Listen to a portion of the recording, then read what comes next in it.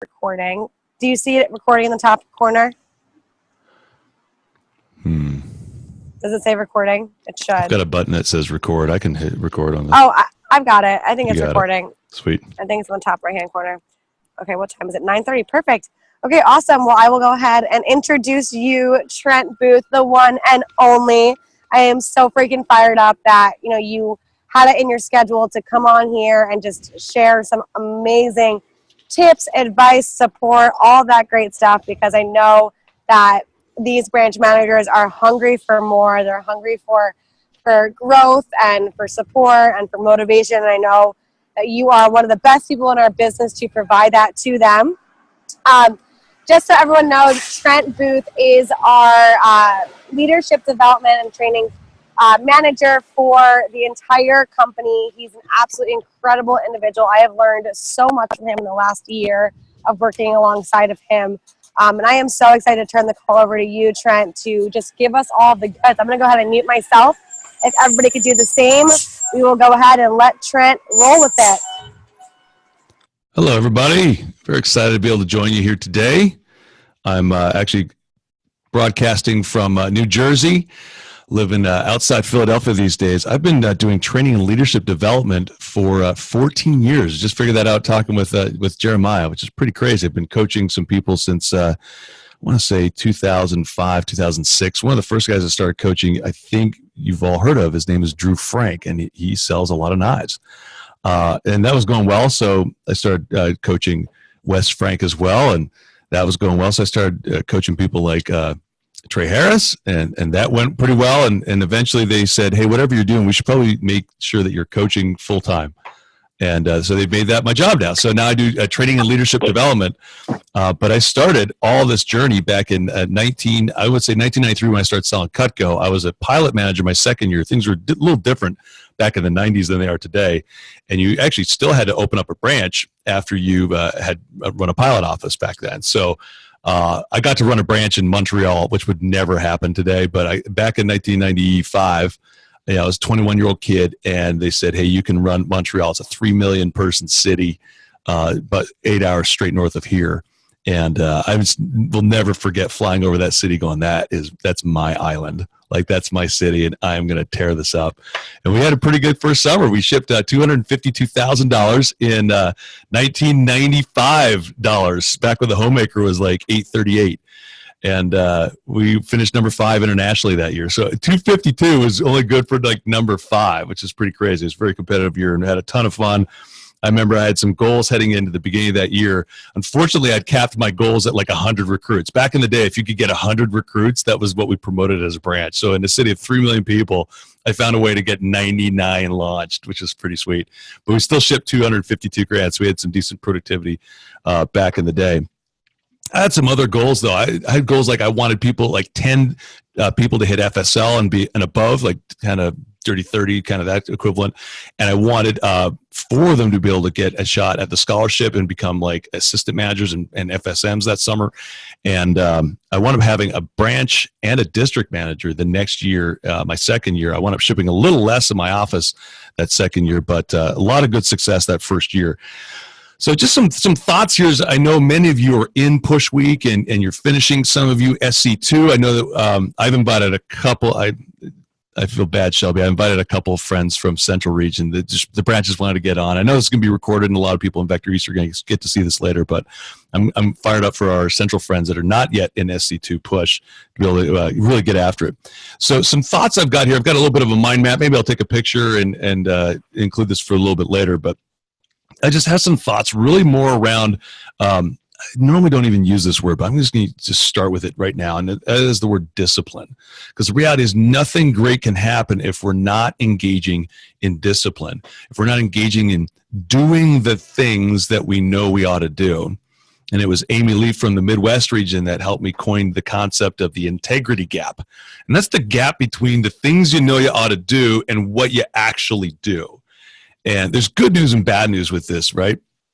So when it comes to the things you know you ought to do, we all have an inventory, a list, if you will, boxes to check of things that we know we should be doing, whether they be healthy habits, whether they be sleep hygiene, whether it be nutrition, whether it be work habits, whether it be a push week even. So there's a bunch of things that we know we ought to do. The challenge is a lot of times we just don't feel like doing it. And that is the mental game. That is the leadership challenge, if you will, is to do the things that you know you ought to do. And what's so crazy is that most of us don't need a Tony Robbins seminar to get a massive quantum leap or a massive breakthrough. And for those of you in the Eastern region, I'm going to get a chance to talk about this a little deeper. I've only got 30 minutes here, but I got, I think, 45 with you on Saturday morning alone. Plus, if you're in management, we're going to talk about this elsewhere. But the concept of having a massive breakthrough, if you just simply narrow that gap, the gap between the things that you know you ought to do and what you actually do on a day-to-day basis. In fact, if I were to ask a very simple question, the question being, if I were to do blank daily, my life would improve dramatically. If you think about, I mean, boy, I've been asking this question now for about 10 years. If I were to do blank daily, my life would improve dramatically. Now, for where you are, you might want to make this even more specific. If you were to say, if I were to do blank daily, my push would improve dramatically. My SC2 results would skyrocket. What's in that blank for you? In my experience, everybody's got an answer for that. And the really exciting thing about that answer is that you already know how to do it. You already know what it looks like. You already have at least a simple version of what crushing that one thing would be. In my experience, most of us don't need more knowledge. We need more action. We need to do the things that we know we ought to do. We need to overcome the inertia.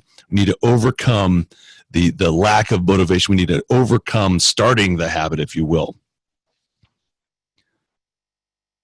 So my encouragement today right at the start here is to just go after it. Just go after it, knowing that regardless of the outcome, regardless of the results, your character development is so, so important here. As I was preparing, at the end of my first year, I was competing for a scholarship up in Canada, and they don't have an All-America. They had an 8-month scholarship race back in the day. So this is during school, and I was just in finals, and I got tired. And this guy in Montreal at the time, I was living in Calgary, and he just posted this huge $3,000 a week. And towards the end of, I was like just tired, and I didn't tell anybody, but I actually gave up. In my heart of hearts, I absolutely quit. I'm like, well, I guess I'll take number 2. And I had a dream that night. The dream was the founder of the company, Don Frieda, who I'd known and met. It was my manager, who is the division manager, Joe Cardillo, and it was the national sales manager, Joe Grushkin, and like our region manager. And these 3 guys were looking at me and shaking their head in just disgust, just looking at me because I quit. That was my dream. I woke up, I shaved my beard, and I recommitted to going after the scholarship. Now, unfortunately, I still lost, but I can tell you this, going after it and finishing strong is a decision that shaped me for the rest of my life, continues to inform decisions today, that regardless of what the results are, I am not giving up. I am not going to quit. I'm going to go after it. And the good news is, hey, regardless of the $1,000 scholarship that I missed out on, I wound up selling about $4,000, $5,000 in CPO that week. In fact, in the next 3 days, and made a lot more than whatever the scholarship would have been worth, which is really funny. So I missed out on the trophy, but I got that experience of going after it. So who cares about number 2? I mean, 24 years later, the benefit of going through that experience is so remarkable for me that I want all 3 of my kids to not only sell Cutco, I want them to experience competing and going after something really hard. I want them to experience what you're experiencing this summer. And I know I'm talking to a group that some of you are experiencing exactly what you were hoping for. That's great. You're in the minority if that's you, by the way, but congratulations on a great summer if you're experiencing exactly what you planned. I wanted 100 recruits and to ship about 300 grand. I got 99 and shipped 250. Pretty close to like the awesome textbook summer I was looking for. But that's the minority of you. The majority of you are not hitting the numbers that you want to get, and you might be discounting some of the success that you're experiencing this summer, some of the character that you're developing. And my encouragement to you is, regardless of the results, let go of the results and do the good activity. Do the things you know you ought to do. This is a good message for you, and it's a good message for your reps. Don't quit.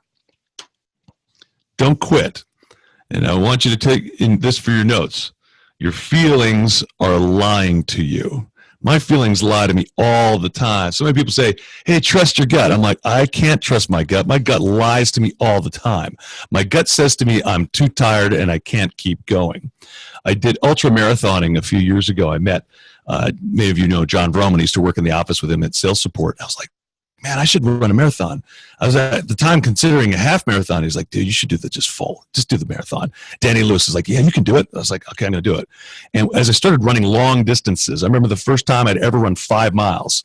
I was like, man, I'm going to have a gel pack and I'm going to geek myself up for 5 miles.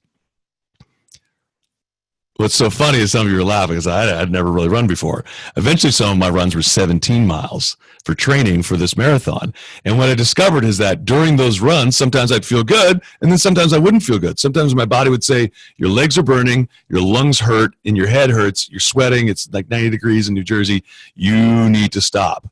And if I just kept putting one leg in front of the other, just kept going, eventually I discovered that sometimes I would feel good. I'd get the runner's high. I'd be like, dude, this is amazing. I'm so glad I didn't stop 2 miles ago. I feel great right now. And then I wouldn't feel good. And then about mile 12, I'd feel amazing again. This is crazy. And then about mile 15, I'm like, oh, I got to stop. And then sure enough, I just made it to 17. I'm telling you this story now, not to impress you about me, but to encourage you that sometimes your feelings are lying to you. And it's something like long distance running. Even if you've never done that, the push week, SC2, if it's 17 days, man, that is like a marathon. That is a long-term, I feel good, I don't feel good, ebb and flow that is very natural and very normal. The challenge is most of us, when our body says you need to stop, we do, or we at least let up. Now, hear me right. There were times when I was doing these long-distance runs. Eventually, I did an ultra-marathon, and I did a training run of 33 miles. I was training to do 50 miles in one day, and I eventually did that. That was 9.5 hours of devastation and punishment. There'd be times during that 33-mile run where I was like, okay, I got to stop. I was like, well, how about we just slow down and not stop? Don't stop because that gets really hard. In fact, whatever you do, don't sit down. That's not a good thing over a 33-mile run. But I'm going to walk for a little bit, get rid of this cramp, or I'm going to walk for a little bit and drink some water. I'm going to give myself 60-second rest so that I can just keep going again. Your feelings are lying to you. Your body is lying to you. One of the things I wish somebody told me when I was 21 was that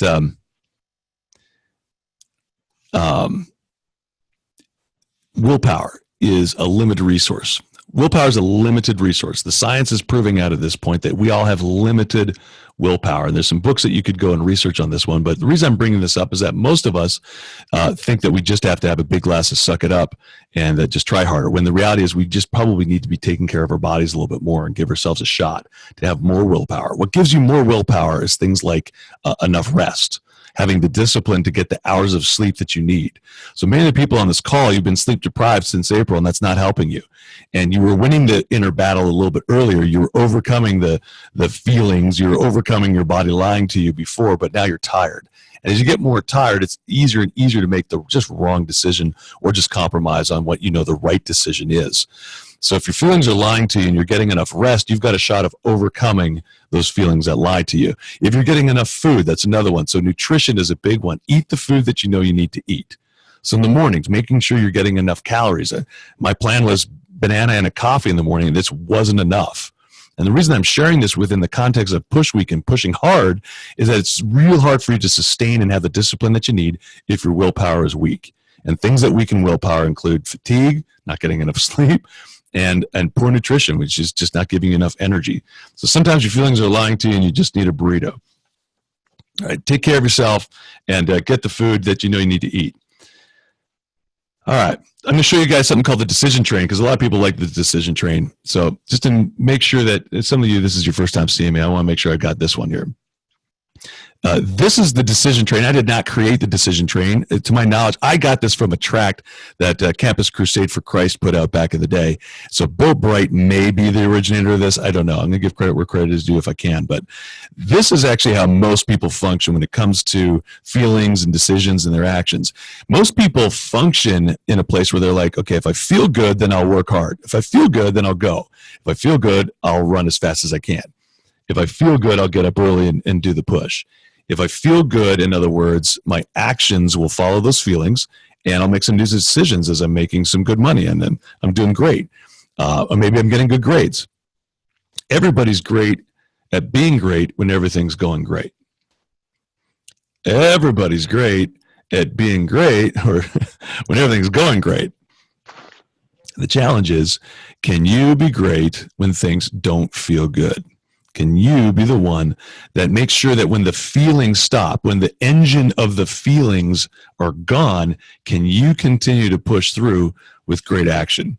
Because if you can, you've got a shot at becoming a legacy achiever, not just this summer at Vector, but in life as well. Because I can tell you this, over 19 years, we're about to celebrate in November, 19 years married, coming up with Christy. 19 years, there are good days, there are bad days. I can guarantee this. If I only operate on feelings alone, I can tell you there are periods of time in 19 years where I have not felt like I was in love with my wife. There's been times where we've been maybe have a season of fighting, and I actually don't even like her for a little period. Feelings lie to me all the time. If I'm going to let something like feelings drive my marriage, now hear me right, I love her. I do love her. And I loved her certainly before November 6th, 1999. But on that date, I made a decision, and this is what you need to hear me, right? On that date, I made a decision, a very public decision, a commitment, if you will, a covenant in front of my friends, my family, and my God, saying, this is the one that I'm going to stay true to. This is the one I'm going to do the good actions for, whether I feel like it or not. Sometimes I can guarantee this, coming home from SC2 in Atlanta on Saturday night, I'm going to be depleted. I'm going to give 4 talks in less than 24 hours, 3 of them on Saturday. I'm going to be on my hands and knees coming through the door, and my wife's love language is quality time. That is not what I'm going to have left, but I can guarantee that I will have a big glass of Suck It Up and make sure she gets her quality time on Saturday, because my actions aren't following my feelings. I've got a new paradigm, and that is my actions follow my decisions. My actions follow my commitments. I do the things I do the right things, whether I feel like it or not. And don't miss this at the bottom. It says, act your way into feeling. And this is the same concept when you don't feel like going to the gym, but you do anyway, and it turns out to be awesome. You're like, man, it's such a great workout. I'm glad I went. It's the same thing when you overcome that feeling where you're like, man, I don't feel like going out with my buddies on Friday night, and you do, and it's the greatest time. Or maybe even you meet someone special. I'm just saying, you've got to act your way into feeling sometime. So your feelings are lying to you, saying you can't go on, you can't keep going. I'm going to have my actions follow my decisions and follow my commitments as opposed to just my feelings. Here's what I can tell you. In those seasons of life where my wife and I are fighting, if I continue to do the right things, I continue to engage her, I continue to pursue, right, the feelings come back. The feelings come back. I feel more in love with my wife because I continue to get quality time with her. I continue to work on our dates. I continue to work on communicating. I continue to work harder on the marriage than I do on wondering where my feelings are going to be. So I have my actions follow my decisions and my commitments, not my feelings. I'm not going to wait for feelings to fire me up to start working. I'm not going to wait for feelings. And this is a great point here for branches. Many of you should be doing personal selling now. Right. So if you're done recruiting, I know you're managing your team, you're leading your team, and that's awesome. It is time for you to start selling. It is part of the profit model for branches. It is part of just showing your team what you're made of. It is part of personal training, I think. Right? For you to take somebody field training is much better than talking about it, or even a PC, for them to see you. By the way, many of you have not started to sell since you've been teaching sales. And for you to go back into the field, you are better. I was talking with Jeremiah at the beginning of the call before everybody else got on. You are a ninja at selling now. And just even going back to your old customers, Jeremiah started last summer. He's got 38 grand from last summer worth of customers you can go back to. Never mind the total of 62 grand he's sold personally or something like that. It might be 70. I'm just saying, go back to all your old customers, those ones that you were not very good at sales when you got them the first time. Like you weren't very good at closing the first time you were 4 weeks in the business and you sold Aunt Gertrude. It's time to call Aunt Gertie back and get her some more Cutco in her house. I can tell you I just celebrated 25 years in Vector, and friends and family of mine have owned Cutco for 25 years. I just sent mine back, in fact, including pieces from my sample kit. And any of the pieces that were melted and they couldn't make look like new, they sent me new pieces. I'm telling you, I am as geeked. I'm going to say I am more geeked up about Cutco now at 25 years than I was 25 days into the business. And you should be too. So you should call back all of your old customers. Even if you're not like, I don't have leads in my territory, call all your old customers, make them look you in the eye, tell them that you're in a push week and that you need help, just like you did last time. And this time say, hey, and Gertie, you bought 250 last time. I need you to buy like 500 this time. And you and I both know you're going to love it. Just get it. You need to close people on wish lists. And if they don't have a wish list, they should have one, because this won't be the last time you're going to call them. I'll just tell them, I'm going to be calling you once a year from here on in, and you're going to get more and more Cutco every time I call you. Right? You just figure out what you're going to get, and we'll make it really easy on you and me. Sound good? Because here's what I also know. Anything else that they spent $200, $300, $400, $500 on last year is not going to be in their house in 25 years. You know how I know? Nothing else in my house I had 25 years ago. There's nothing else other than my Cutco. That's the only thing I got from 25 years ago. I don't even have my guitar. That got stolen. Everything else in my house, I've not owned for 25 years. The Cutco, I've owned. So you need to start personal selling. Doesn't matter what, if you're fired up and you feel like it, you just need to start doing it. Just start calling your old customers back. Get some of those customers in your territory, whether it be your landlord, whether it be your neighbors. Just find ways to sell Cutco. Maybe you get some leads. Maybe you get some service calls, ways to get leads that way. Just find a way, create ways to get out there and start doing some personal selling, because it is so positive for you to like be alongside your team and get this thing done. For you to say, hey, you're going to take a shot at the title. I'm taking you down this week. Your top sales rep beats you. I would buy him lunch. I'd buy her lunch if she can beat me this week, because you're going to go out there and you're going to put it on the line. To encourage you, motivation is simply having enough reasons. Sometimes to get the feelings back, I'll just go back to my reasons. And Jim Rohn, R-O-H-N, Jim Rohn used to say that when the promise is clear, the price is easy. When the promise is clear, the price is easy. And to me, what that means is that when I'm very clear on my whys, right, then my how gets legs, as I think something that John Vroman says. The idea here is that if I'm clear on all the reasons why I'm going to do this, why I'm going to do the personal selling, why I'm going to hit the 100K for the push, if I'm clear on it, that even though it's a lot of work, that decision becomes simple. My actions become simply following through. Reconnecting to my reasons can be one of those things that keep you going. So if it's been a while since you've reconnected to your whys, if the whys aren't super clear to you, go back to your journals, go back to your whys. If you've never documented them on person, I strongly recommend you actually write them down. Act your way into feeling. Take a look at your whys. You know, something I talk about with managers is to stop acting like the world owes you. The world doesn't owe you a thing. A lot of us function in a way, though, that if we don't get all green lights working for our push, if everything doesn't go exactly the way we want, we get all nose out of joint, we start getting all sulky and get all upset because the world just didn't give me exactly what I feel I deserve. I'm telling you this, the world owes you nothing. You're not entitled. So go out and get it. You want the 100K push? You're going to have to fight for it. You want to have a successful final 5 weeks here selling? You're going to have to go and push for it. And don't be the type of branch that just kind of milks it out. You're going to be profitable if you sell or not. I'm suggesting make the crazy, stupid, creamy profit because you get out there and you sold a bunch of Cutco here at the end of your summer. You'll be glad that you did. The September version of you will be just so grateful. You're selling it straight 50%. I mean, you think about what the power of that is. It is just so exciting. It's even better than bonus. This is the only season in life where you get straight 50. Now wait for bonus, baby. So get out there and do it. So I know I've just got a few minutes left. I want to give a few minutes for Q&A. Keep going. If you just keep running, then eventually you'll feel good again, and you get a little bit of runner's high, and you get that ebb and flow working for you as opposed to against you. So do the things that you know you ought to do, right? You want to narrow that integrity gap. Do the things you know you ought to do. Answer that question. If I were to do blank daily, my push would improve dramatically, and just simply start there. What if it is as simple as that one thing and engaging in that? That narrows the integrity gap for you. You're doing the things that you know you ought to do. You're overcoming the inertia. You're overcoming bad feelings, for example, or if you're feeling fatigued. You can do something as simple as getting some rest, getting some good nutrition in your body, giving yourself every extra percentage point that you can to have a successful push. Make sure you get your willpower working for you as opposed to working against you.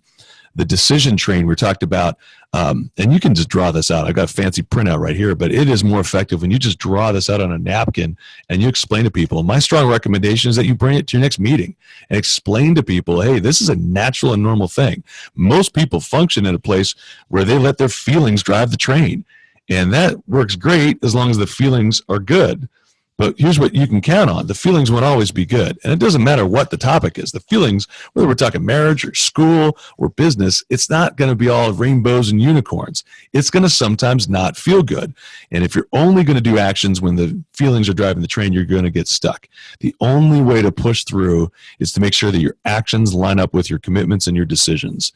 These are the things I know I ought to do. And I'm just going to trust if I keep doing these things that the feelings will come back. And folks, in my experience, you do that long enough, I trust as well that you're going to get the results that you want. Long term, you might not get the summer results that you want. Some of you might be too far behind to hit the 250 goal that you're going for, but you can still finish strong and know that you finished with integrity, doing the best that you possibly can do. Keep going. It's worth it. So I want to come up for air here, folks, and take a little bit of questions. We've got 5 more minutes available, so we probably won't have a chance to get to everybody's questions here. I know we've got a half dozen of us on the call, but I do want to open it up here. You can either type them.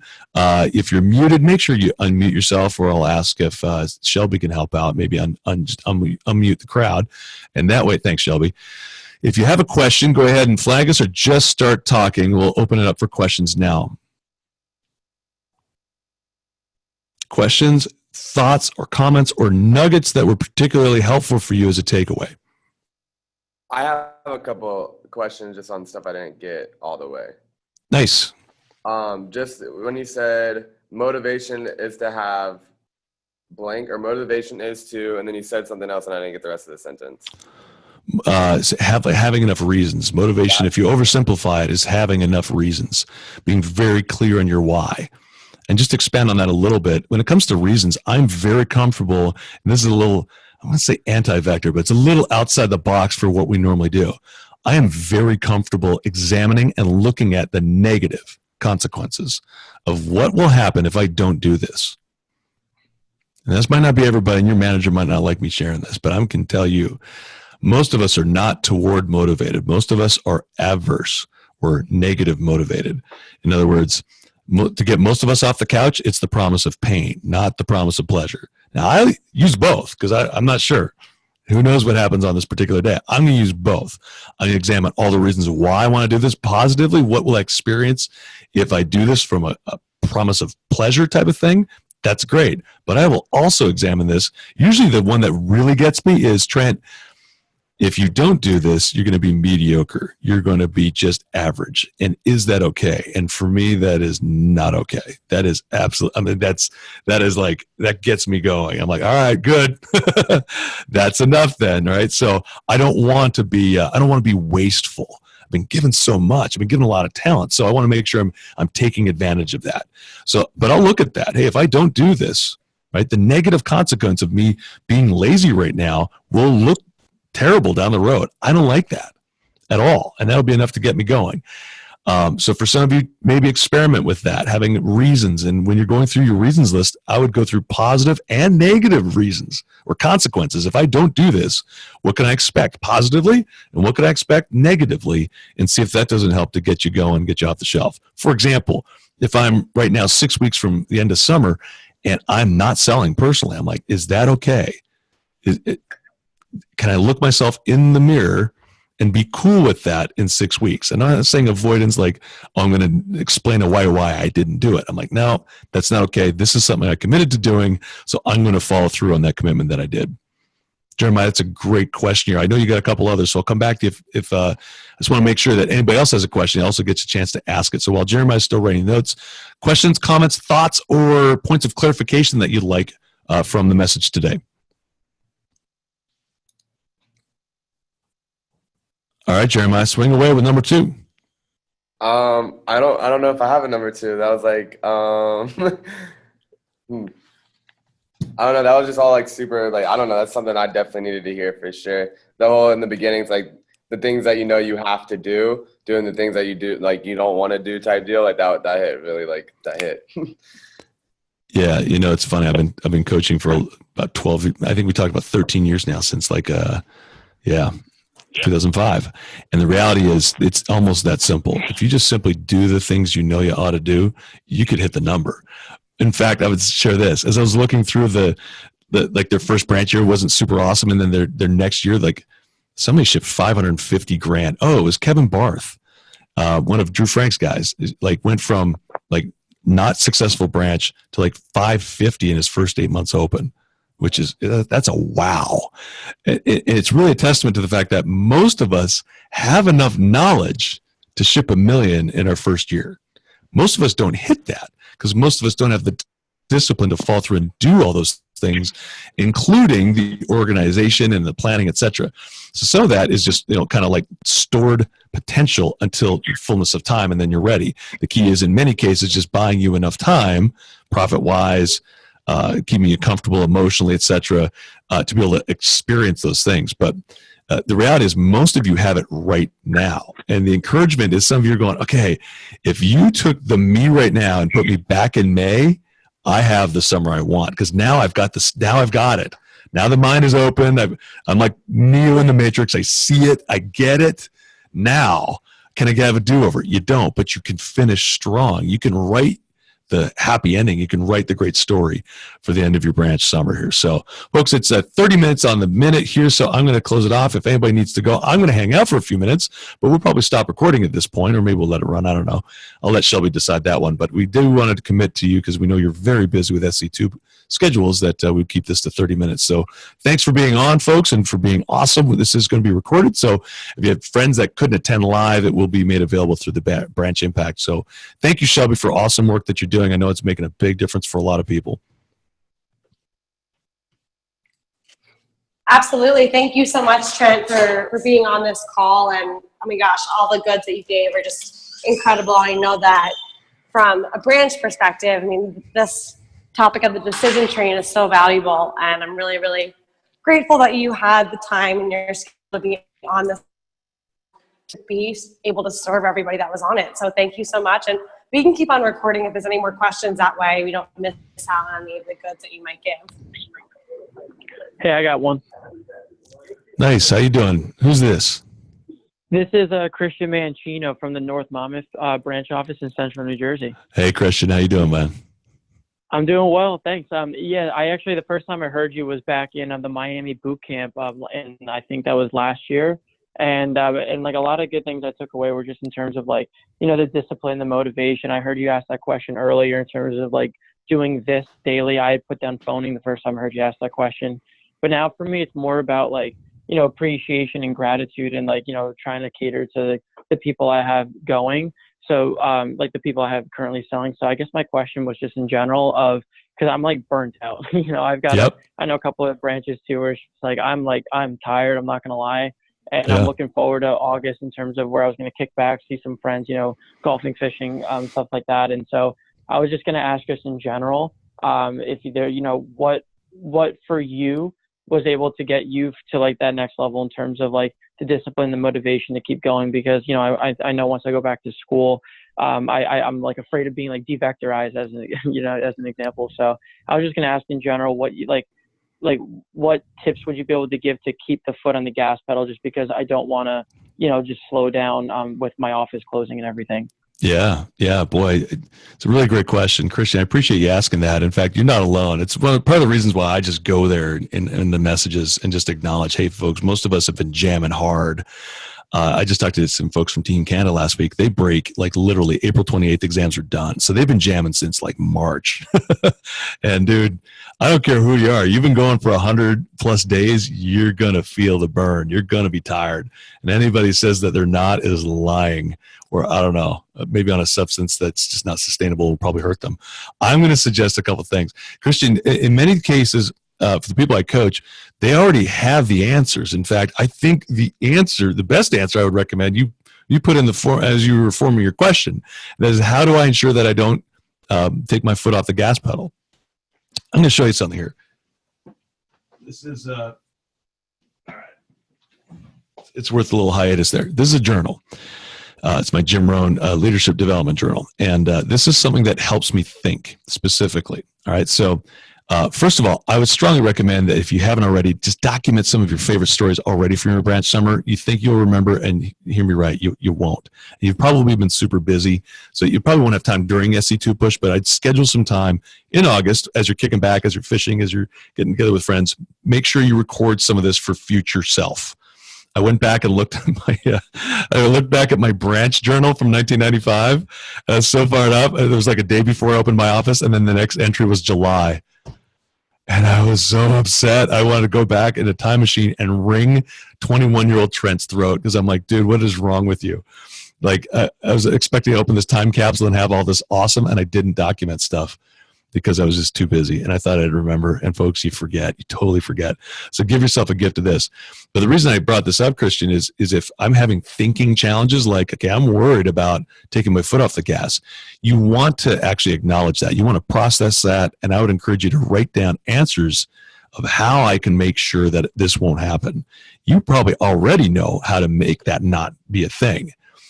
But if you don't document it in a journal or talk about it out loud with other people, I don't know if you will engage in those things. I don't know if you'll do them. I don't know if you'll start them, and I don't know if you'll continue them. I know that people who write down things in their journal have a much greater chance. In fact, my wife is a dietitian, and they've done studies where if you have a weight loss goal and you journal about it, you are 7 times more likely to hit your number. 7 times. 7x, 700% more likely to achieve your goals if you wrote them down in a journal. That is remarkable. So it leads me to believe that simple exercise, again, that requires discipline. It's not hard to write for 5 minutes a day, go all miracle morning. It doesn't take a lot of time. You don't have to get up at 4 in the morning to do it either, by the way. Whenever you get up, just invest the first 5 minutes writing in a journal. What happened yesterday? What's going to happen today? Some people do it at the end of the night. That's great. That's a great way to go to sleep and brain dump, get rid of what happened today, put that in the journal, see if you don't sleep a little better. Test me in that one. But at the very least, writing down the thoughts, and especially because part of the reason I write it down is I get distracted. If I'm just thinking, I get distracted. Squirrel! I get distracted. And if I don't write it down, this keeps me focused. This keeps me engaged and keeps me on the line. And so that I can really wrestle with that question, what would keep me engaged? I'm worried about taking my foot off the gas pedal. Here would be one of the things that I would discourage branches to do. I would discourage taking too much time off in August. Reconnect with friends, right? But that takes like a day or two, or go to like a festival, which is a weekend. Have an awesome weekend. In fact, make it a long weekend. You've earned that. But don't take 4 weeks off. That you're describing retirement there. And too many entrepreneurs, if you to think about opening up a restaurant and getting that thing off the ground and then taking a week off, you would absolutely kill that restaurant. I don't care what the business is. I'm also including Vector in that story. There are too many branches that work hard to get it going, and then they stop recruiting. And if you're not selling alongside that team, why would they keep going? And they lose all that momentum that they've built by simply just not ratcheting down. Hear me right. I'm not saying don't take care of yourself. I'm saying take care of yourself. Leverage back into some of those relationships. Get some time with them. But most of them should be working too. They should have day jobs and get together with them at night after you've sold some Cutco during the day. So what I would do is I continue to just negotiate with myself. So when, for example, when I'm running, I'm like, I'm tired. I need a break. Body says I need a break. I go, well, I'm just going to run to the end of the block. Or I'm going to run to that fire hydrant. And I pick a spot and I negotiate. Hey, when I get to that spot, I'm going to walk for 60 seconds. At the end of that 60 seconds, whether I feel like it or not, I'm going to start running again.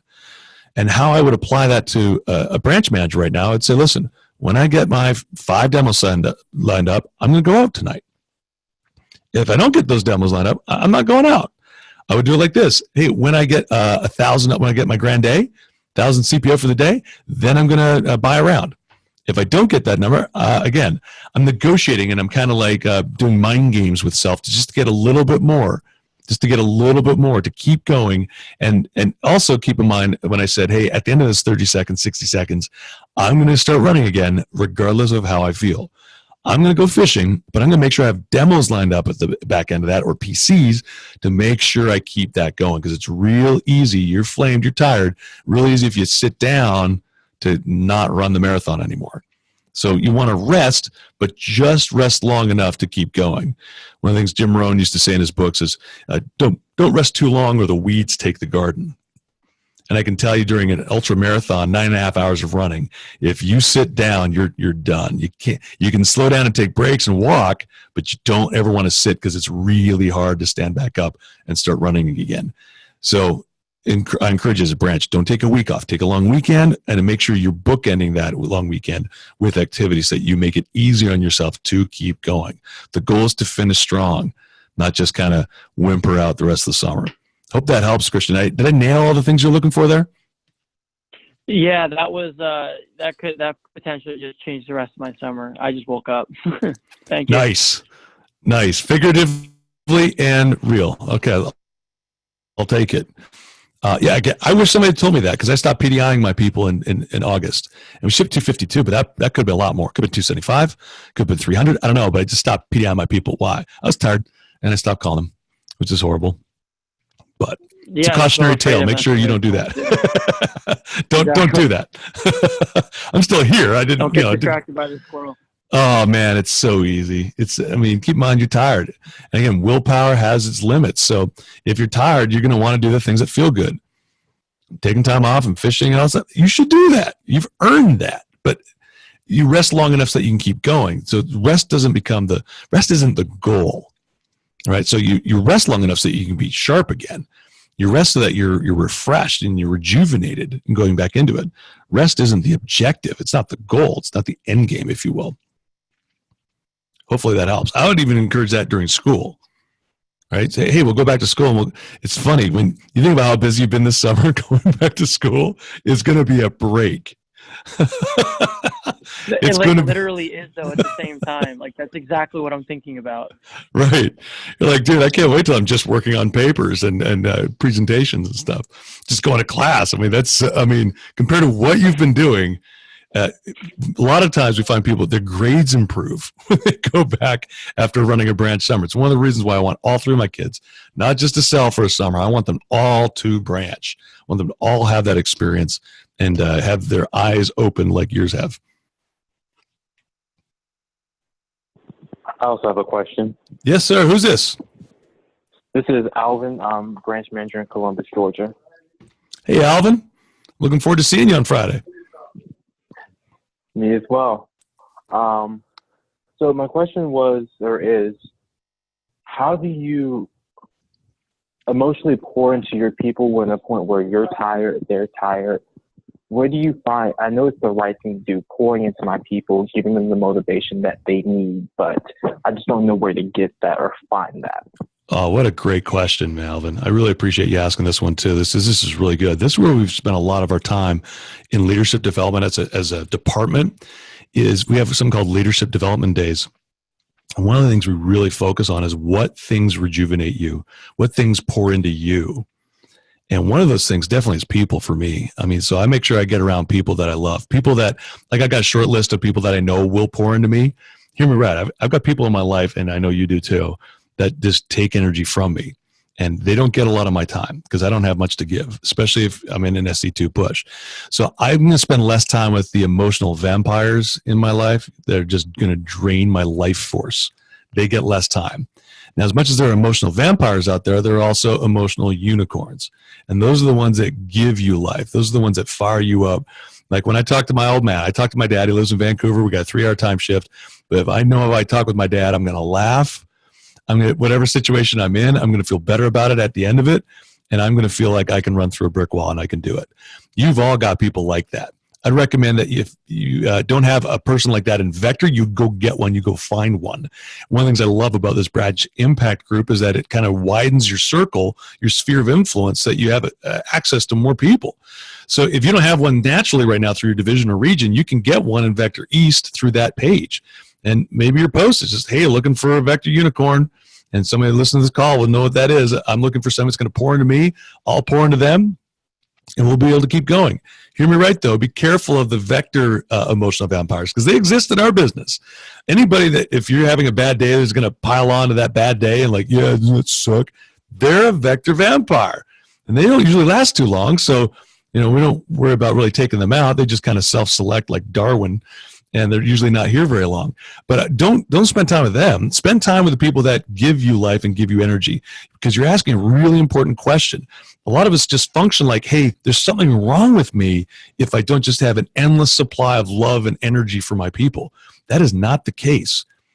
You've got a limited resource there. Now, you've got a lot more potential than you think, but if you're never replenishing, you're just wringing out the sponge, eventually that sponge gets dry. So my encouragement to you is find the things. If you just simply do a journal exercise, 5 minutes, what rejuvenates me? What inspires me? What pours into me? I mean, my simple list is audios, journaling, connecting with people, naps. Oh, dude, naps are so great. I had a great nap yesterday. It's just 20 minutes, man. It wasn't 4 hours. My son slept for 6 hours yesterday. And he's like, oh, we'll go back to sleep. I'm like, you're right. Way to go. What's wrong with you? You stare at the ceiling at midnight. Way to go. Now, 20 minutes, man. That's all I needed. But I rejuvenated. So what things rejuvenate you? Fired up music rejuvenates me. Getting together with good people. There's, again, a short list of people that I know I'm just going to be a better guy at the end of my time with them. So if I'm going fishing, I'm going to go fishing with that guy.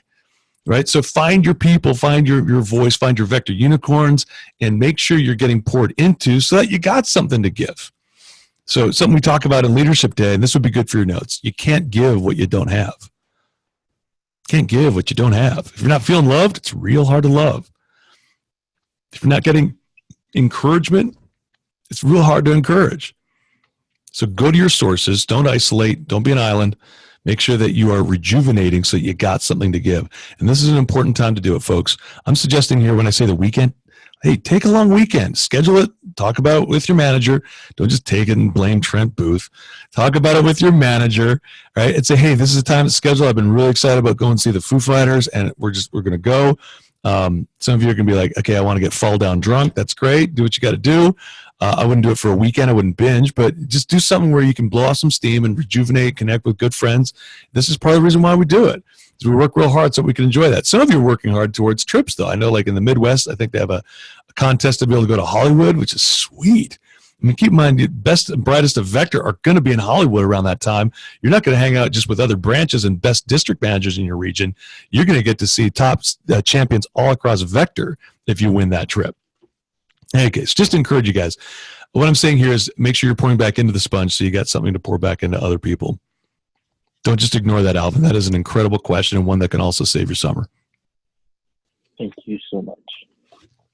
It's my great pleasure. Again, one thing I wish I'd heard more of. And maybe I heard it, but I wasn't ready to really hear it. I don't know if that makes sense to you guys. So hear me right. My leaders might have tried to share that with me, but I'm trying to make it emphatic and very clear for you guys. Take care of yourselves so you can take care of other people.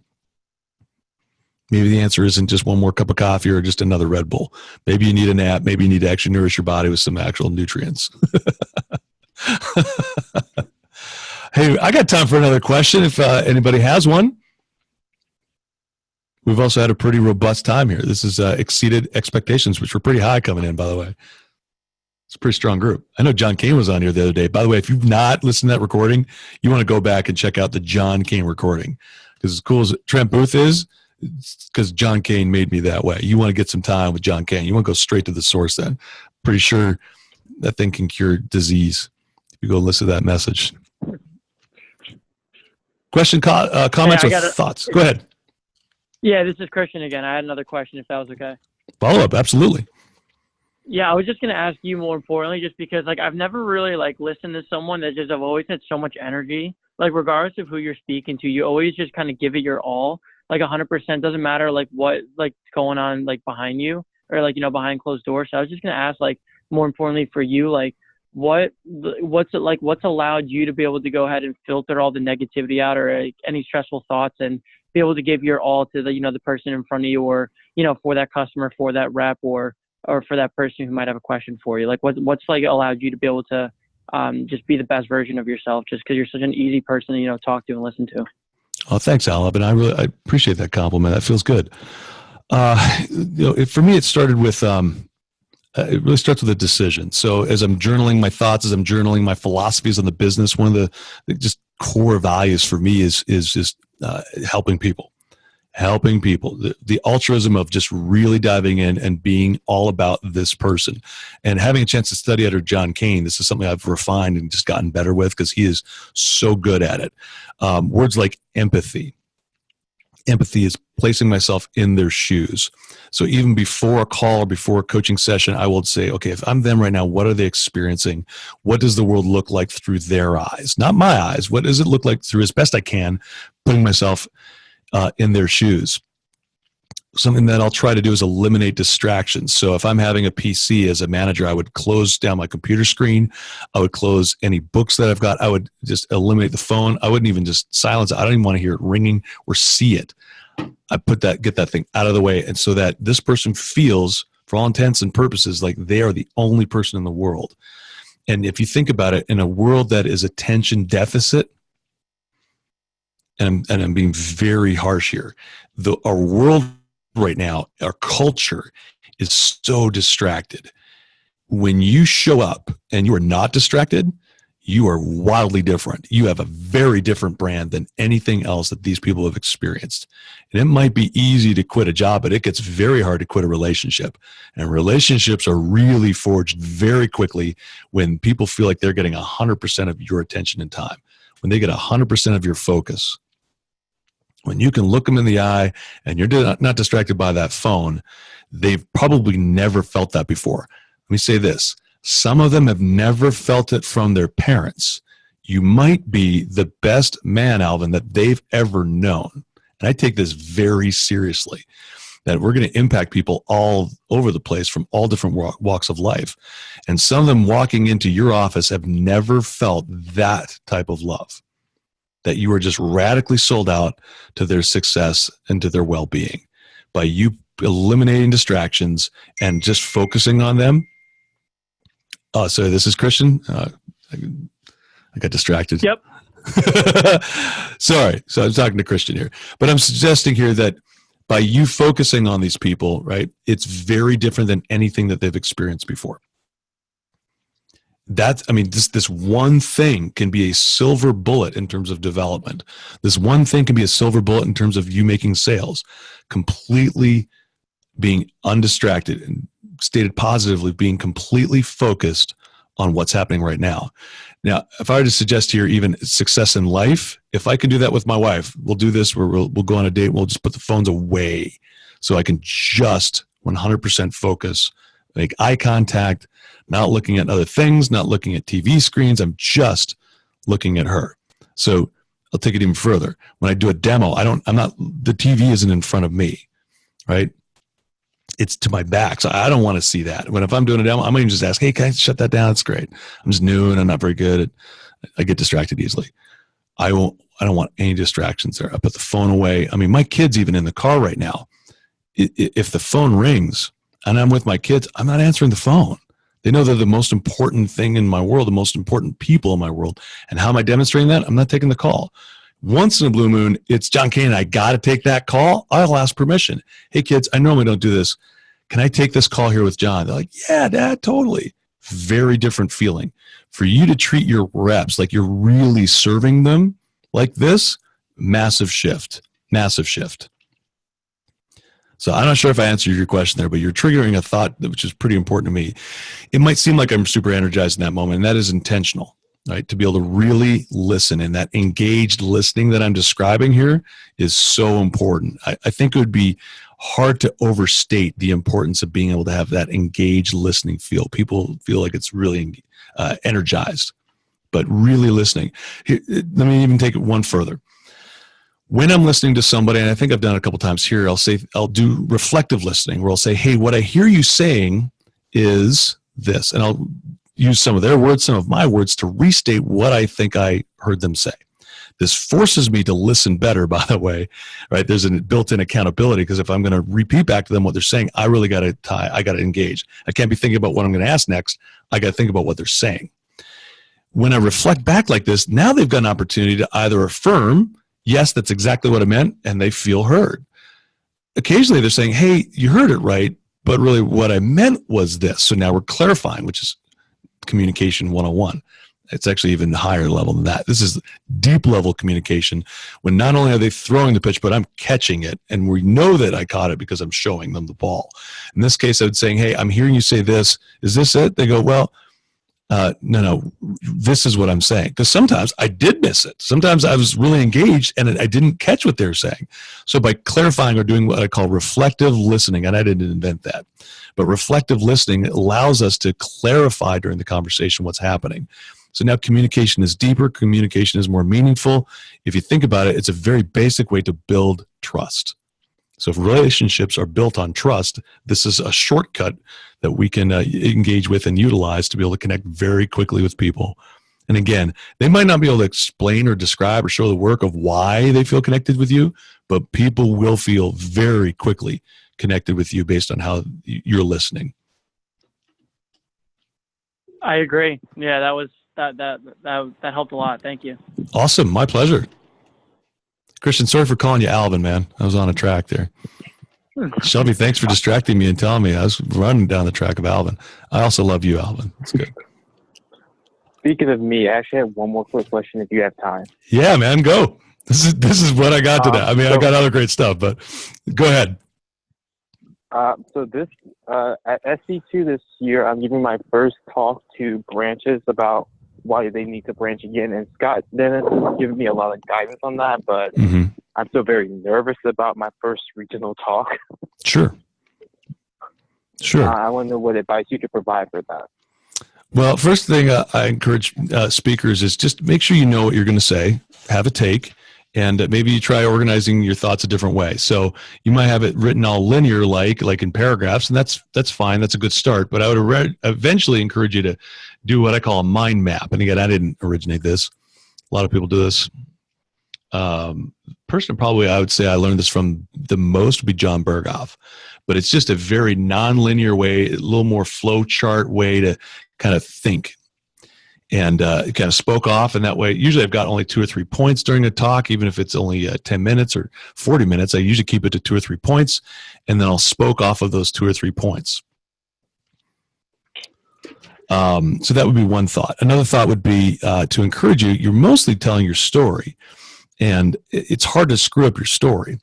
So if you consider your audience there, they want to see you succeed. They want to see you do well. And it's important for you to remember that. So when I'm journaling, preparing, I'm writing down affirming statements to myself, affirming truth, right? I only believe in affirmations if you're affirming something that's true. So in this case, I'm like, well, why am I giving this talk? Well, I'm giving this talk because I've had a decent summer and I'm excited about my next summer. Well, that's very true.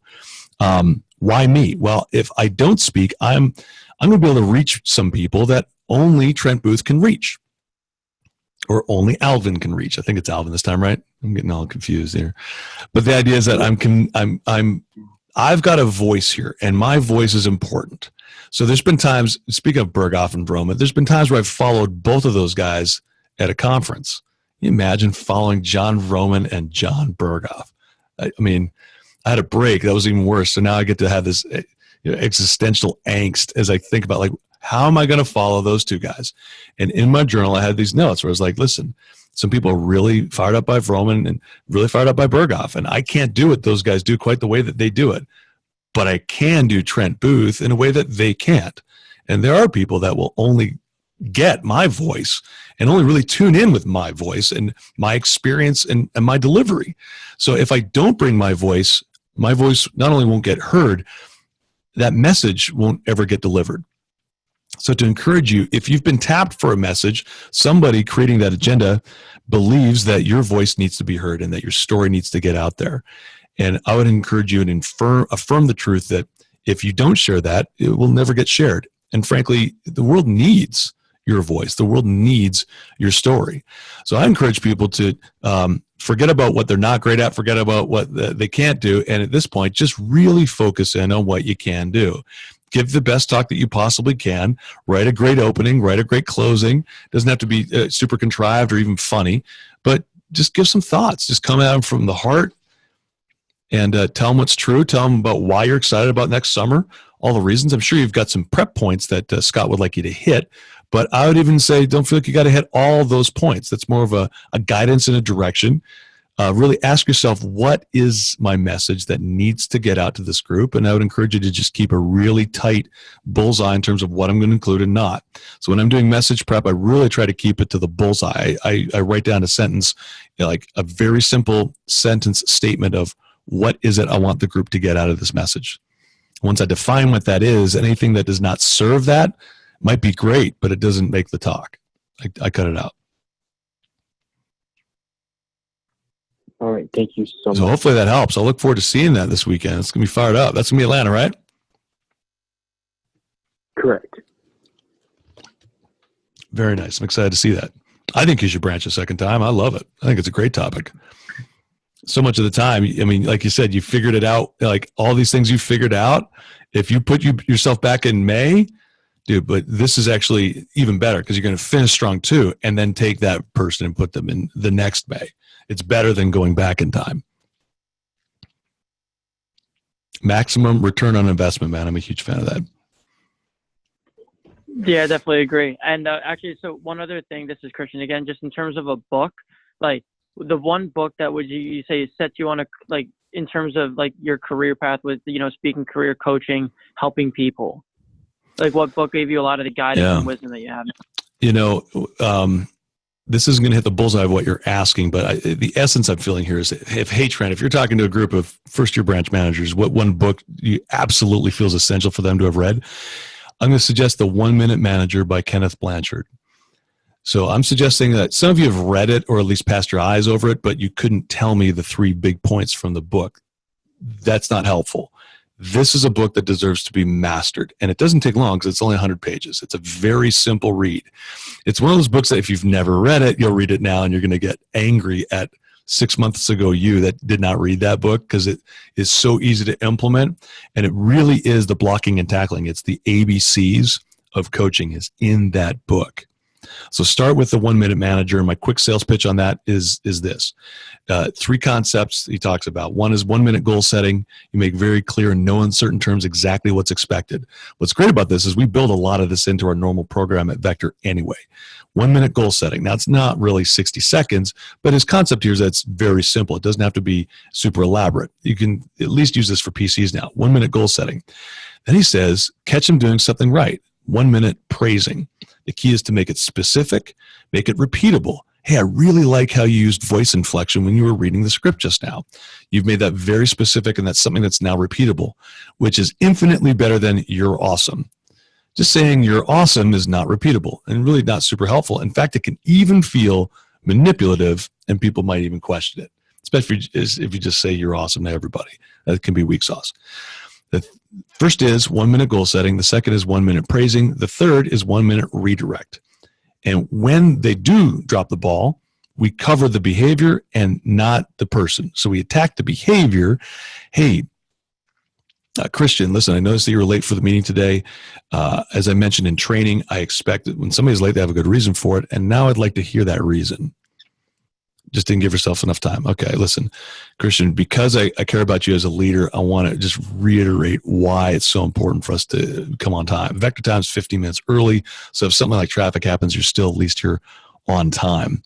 Was I not clear on this before? Did we just make a mistake? All right, listen, I get mistakes, and after this conversation, I'm going to forget we even had it. But I wouldn't be a very good coach if I didn't at least bring this up, and I want you to know that I'm paying attention and you're better than this. Can we be better going forward? Awesome. High five, we're good. And we move on. The book does a much better job of just unpacking what the redirect look. Punitive. It's never to punish. It's never to beat them. It is always to restore and bring them back to correcting the right trajectory as opposed to them going the wrong direction. If you care about them, you're going to need the 1 minute redirects. But keep in mind the order of this. You've set very clear in no uncertain terms what's expected, the 1 minute goal setting. 1 minute praising earns the right to have the redirect conversation. You've earned the trust. So you want to make sure you've got all 3 there. And that is my quick sales pitch on the 1 minute manager. That is a book you absolutely, in my organization, you couldn't do PDI as an AM, like 0.5% AM. You had to read that book before we let you do PDI even. It's that essential. It's that basic. But once, some of you said, hey, I've read it. until you can do an elevator pitch on it, like I just did in 2 minutes, you need to keep reading it. Give talks on it at your next staff meeting. This book is a game changer. It is, if I say the art and science of leadership, it is the science. If somebody's saying, hey, what's the art? I'm not going to go into the big pitch right now, but I will say a game changer for me was Matthew Kelly's The Dream Manager. If you read that one, that's going to get into more of the art of leadership and getting into what's in it for them and getting people inspired based on things that already exist before you even enter the picture. So, a couple books I'd strongly recommend that you get into. You've got a little more time coming up, and that's one of those things. I'm a big fan of any book that I can read and implement the next day. Those are 2 books that are huge and more important than most of the books that are on your shelf. So it should go to the top. Just my opinion, but you asked for it. Dude, we've gone 64 minutes. This is strong. Jeremiah and I have been on for like 80 minutes, man. This is beautiful. I'll take one more question here, folks, or if we're done, I'm okay with that too. But time for one more question, a point of clarification.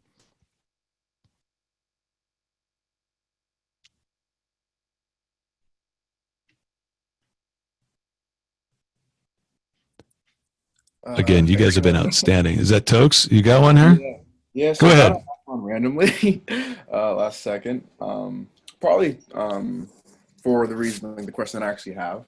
But I've been finding myself in very much of a funk with like just being in a negative state, and it's hard to do PDI when you're feeling negative because you have to bring that positive energy. So, get any tips and kind of like just getting in the zone to kind of give your best to some basis. Yeah, and it's this again. So it's journaling. The reality is that some of the studies that they're doing on journaling, just journaling through it. So, for example, if I say, okay, what is my emotional state? And I go, like, I'm not good right now. I'm going, why? I'm going to peel back the layers. I'm going to process as much of that as I can. Why? What's there? What else is there? And I'm going to finish that exercise with, well, how do I want to feel? And this could take 5 minutes, could take a half hour. You'll know better than me. This is not a silver bullet. Occasionally, I'll be able to change my emotional state right now, be able to pivot and be able to do the thing I need to do, including PDI. And hear me right, I want to commend you for playing hurt. There's a time where like, hey, I don't feel good, but it's PDI, so I'm going to play hurt. I'm going to do it anyway. That is noble. It's commendable, and you want to keep doing that. That being said, the PDI will be better if you actually feel good. So I would recommend that you process some of those emotions, some of those feelings. When you write them down in a journal, you might put things down that you might not say to somebody live. So even talking to a region or district or branch manager, you might not, or your DVM, I should say, you might not share some of the things that you might write down in the journal. So use the journal, but yeah, also find your safe person that you can talk through it. Hey man, I'm not feeling so good these days. Hey, I'm kind of tired. Hey, maybe you just need a nap. Maybe you just need to eat some more food. Maybe it's one of those things where, hey man, this summer didn't go the way I wanted it, and I'm upset about that. I'm pissed about it. In which case, if you're thinking that through and you're to PC somebody, you probably already know how to work them through a process where they figure that out. And they figure out that they want to write the good story to end that story, as opposed to just finishing now where it's not where they want it to be. Hey, this is an opportunity to grow. My son played the other day in a USA Hockey player development camp. He's 14, and had his big opportunity to have he's a goalie in ice hockey, and he had an opportunity to play a scrimmage, and he let in 6 goals in the first half of the game and got pulled. That is about as cataclysmic as you can get. That is an absolute crisis as a goalie. It's a really bad day. It's about as bad as it can get. And, that wasn't the way he wanted it to go. I think in this case, as dad, I've got an opportunity here, not just coach, I'm dad. Hey, Jake, I know that wasn't the day that you wanted. I'm really sorry this happened. What do we want to do now? What do you need? And I just went and got a burrito with him. Everything looks better after a burrito. We laughed about what we could laugh about. We processed what we could process. Part of that's just like, hey, man, it is one game. These games happen. I'm a goalie too. I started becoming a goalie so I could experience what he experiences. Those happen. And they shape us. They forge our character. All right? Deciding what to do with that is where character is forged. When we have these rough days, we have an opportunity to decide what we're going to do, how we're going to respond to those things. And listen, in the game, he didn't get frustrated, didn't bang his stick, didn't cry, didn't break down. He toughed it out, and that we commended him for that. We were looking for the blessing in the difficulty. And dude, you can do that with yourself if you don't have anybody else to connect with, but maybe do all the things that you can do. Journaling it out, talking it through with somebody that's safe, process it. Don't just ignore it though, right? Which a lot of us tend to do at Vector. We feel bad about feeling bad. That is natural and normal for us to have negative emotions, especially as we get tired. So I'm encouraging you to process it, but process it in healthy ways so that you can move forward. And then also celebrate the fact that sometimes, hey man, all I could do today was play hurt. But I'm going to give myself a little attaboy, a little pat on the back for playing hurt today. I didn't feel good, and I did the things I knew I ought to do anyway. Nicely done, man. That's really good. So stop feeling bad about feeling bad, man. It's natural, it's normal, and it should ebb and flow. Eventually, good days, bad days. We're in the valley right now, but hey, we keep putting one foot in front of the other. We get to be on the mountaintop eventually. I know it's a little cliche, but it's cliche for a reason because I believe it to be true. Yeah, awesome. I appreciate that. Thanks. It's a great question. It wasn't random at all. It's very related to what we're getting into. So if you weren't able to join us from the beginning, even if you were, you might really listen to this because I think a lot of our conversation today is around that topic: is how to wage the mental war, how to win that inner game. It's mostly against ourselves, folks. That self-doubt is always the enemy, always creeping at the door. And if we just keep engaging in good activities, we got a shot at beating that thing. So awesome call today, everybody. I'm going to close the recording off at this point. Shelby, thanks again for having us. I don't know if you had to jump off because I know you got tons of calls today too. I'm still here. Thank you so much, Trent. That was awesome. So many great tips and advice, and I know a lot of people got so much value from this. So I really appreciate your time. I'm going to stop the recording right now. It is